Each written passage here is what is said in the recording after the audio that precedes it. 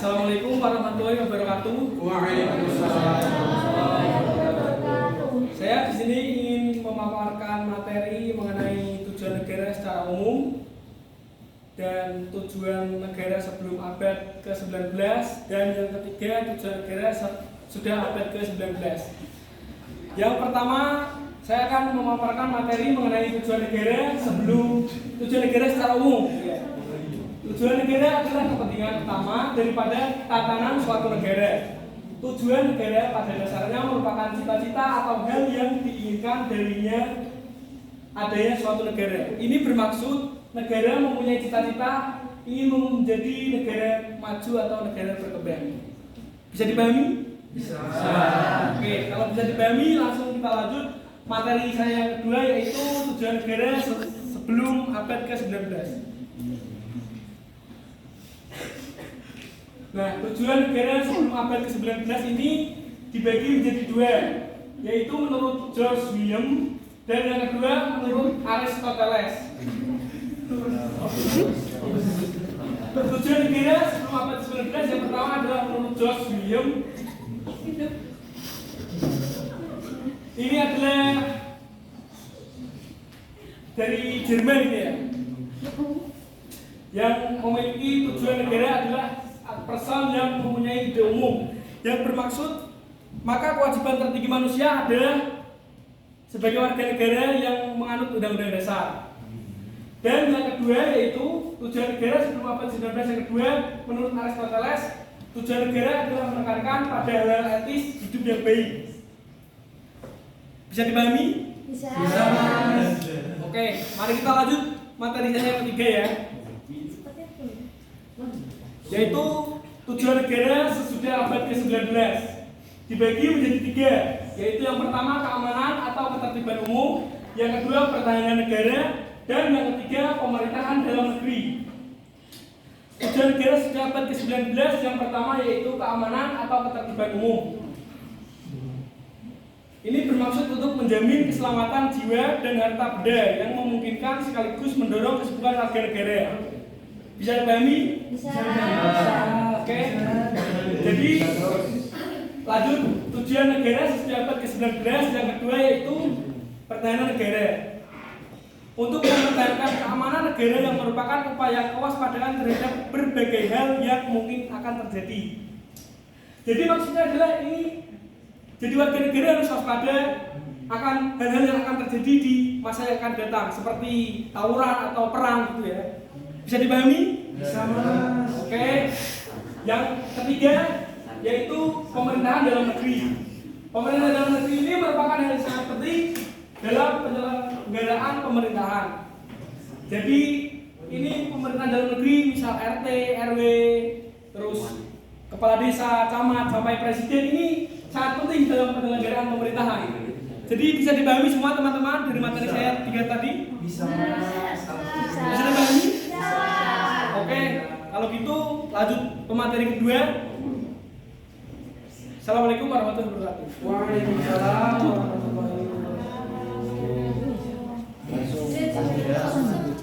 Aku tidak. Assalamualaikum warahmatullahi wabarakatuh. Di sini saya akan melanjutkan materi selanjutnya, yaitu tujuan negara pada abad ke-20. Pada abad ini pasti atau tentu beda dari abad sebelumnya. Pada abad ke-20 ini yang paling diutamakan yaitu yang pertama, tujuan yang paling diutamakan yaitu yang pertama mengutamakan kesejahteraan dan kemakmuran rakyat. Yang disebut kesejahteraan ini, rakyat mendapatkan tempat utama dalam beberapa hal, yaitu yang pertama pendidikan, kesehatan, kebudayaan, kemudian banyak tempat yang lain sebagainya. Itu membuat sejahtera pada rakyat pada abad ke-20. Kemudian kemakmuran. Yang kemakmuran ini masyarakat memperoleh tempat utama, yaitu dalam hal perekonomian. yang dapat menggali dari sumber-sumber kekayaan alam dan sumber daya alam yang dapat meningkatkan perekonomian rakyat pada waktu itu. Bisa dipahami? Bisa. Tujuan yang pertama. Lanjut ke tujuan yang kedua, yaitu adanya pandangan sosial demokrat. Nah, ini mungkin agak gimana ya? Yang kalau belum paham. Jadi sebenarnya tujuan sistem sosial demokrat adalah untuk kesejahteraan rakyat dengan menggunakan peran aktif negara dalam memberikan jaminan kesejahteraan.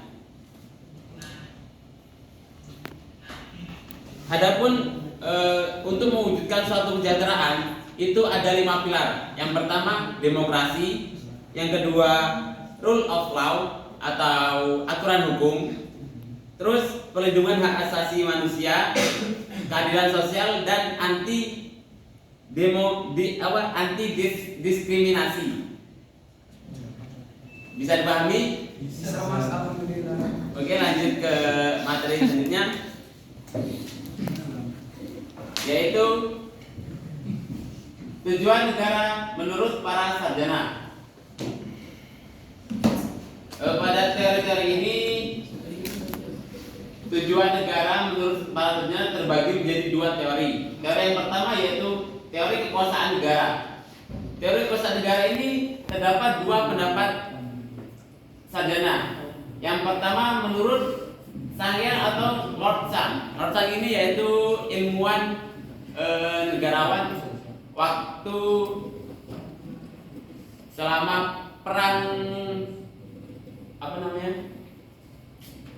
pokoknya waktu zaman kuno dulu. Itu dia termasuk ke ilmuwan negarawan.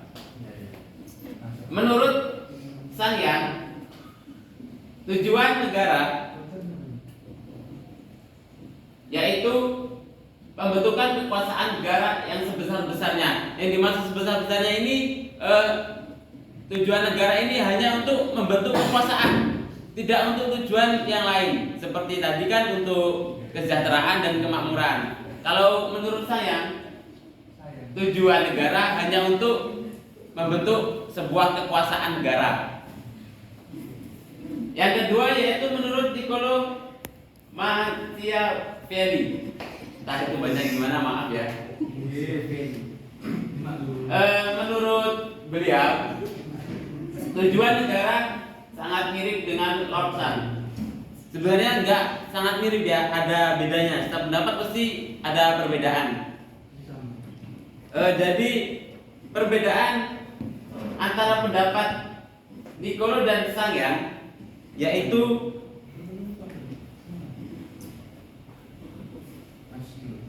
ketika pendapat Sang-Hyang itu lebih keras gitu. Tetapi di pendapat Machiavelli ini dia lebih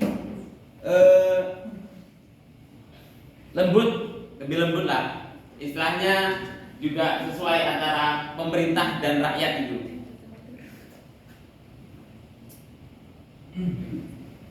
Lanjut ke teori yang kedua yaitu teori jaminan atas hak dan kebebasan.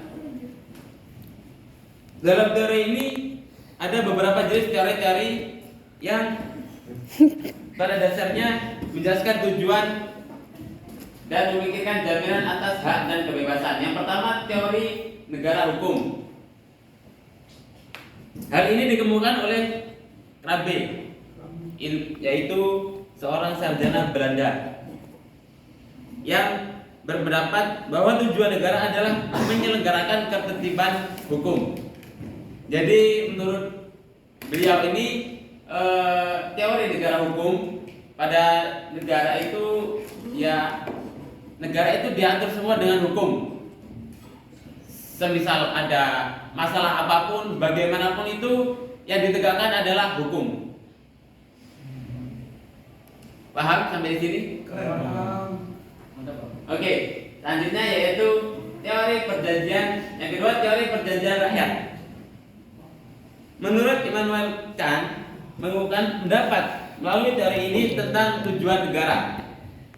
Teori dilatar belakangi pandangan bahwa semua orang mempunyai hak untuk merdeka dan sederajat sejak lahir. Berdasarkan hal tersebut, Immanuel Kant berpendapat bahwa tujuan negara adalah melindungi sekaligus menjamin ketertiban hukum agar hak maupun kemerdekaan warga negara terbina dan terpelihara.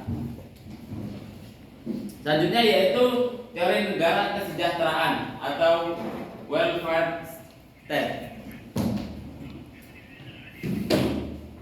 Dalam teori ini ada satu sarjana yang berpendapat yaitu Cronenberg yang berpendapat adalah mewujudkan kesejahteraan umum. Jadi dia berpendapat negara yang sejahtera itu bisa mewujudkan suatu kesejahteraan yang umum bagi pemerintah dan masyarakatnya pada waktu itu. Bisa dipahami? Bisa, alhamdulillah. Oke, lanjut ke materi selanjutnya, yaitu menurut sarjana barat. Di sini mungkin masih banyak ya sarjana-sarjana barat yang lain, tapi maaf saya cuma ambil satu yaitu J. Barren. Menurut J. Barren, tujuan negara ada dua dasar. Yang pertama, tujuan negara yang sebenarnya atau yang asli dan utama. Pada tujuan negara yang sebenarnya ini terdapat dua. Yang pertama, pemeliharaan ketertiban dan keamanan. Yang kedua, pemeliharaan kesejahteraan umum yang melampaui tujuan ketertiban dan keamanan. Maksudnya bisa membuat kesejahteraan umum itu lebih dari berasal dari ketertiban dan keamanan itu, bisa membuat kesejahteraan umum tersebut. Yang selanjutnya yaitu tujuan negara yang tidak sebenarnya untuk mempertahankan kedudukan kelas yang berkuasa. Jadi misalkan banyak di sini contohnya ya di Indonesia sendiri ya, banyak aparatur negara itu ya